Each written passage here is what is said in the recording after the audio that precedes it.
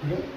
तो अभी तक हम देख चुके थे, कनकैव मिरर पढ़ रहे थे। स्फेरिकल मिरर का दो पार्ट होता है, कनकैव और कॉन्वेक्स होता था।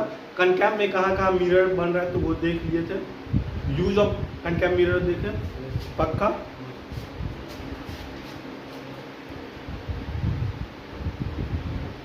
यूज ऑफ कनकैव मिरर दिख रहा। अब इसको पहले भी कुछ पढ़ा था, याद आ रहा है कुछ? Yes sir. क्या? वो डेंटिस्ट के लिए काम आता है। उसके बाद फिर शेविंग मिरर होता है, उसमें कनकेव लेंस काम आता है। मिरर में जो सर गाड़ी सबका मिरर होता है उसमें कनकेव मिरर नहीं होगा। गाड़ी सब का मिरर में कनकेव था? Yes sir. हाँ, गाड़ी सब में कनकेव होता है। Torch sir. अब ध्यान से इधर सुन, कहाँ कहाँ यूज होता है और क्यों यूज होगा, ठीक है, वो पता चलेगा। पहला टॉर्च में यूज करते हैं।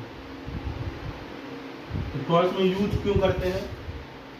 क्योंकि वो लाइट को डाइवर्ट करने में मदद करता है। लाइट डाइवर्ट, लाइट को हमको फैलाना है, इंफिनिटी तक लेके जाना है, डाइवर्ट करना है, डाइवर्जिंग करना है, ठीक है। यानी एक पॉइंट से लाइट निकलना चाहिए, वो डाइवर्ट होना चाहिए, डाइवर्ट होना चाहिए।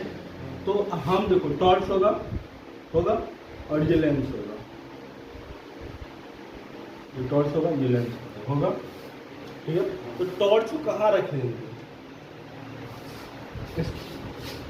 इसको फोकस पर रखेंगे, तब इंफिनिटी पे जाएगा। फोकस से लाइट टकराएगा, यस सर।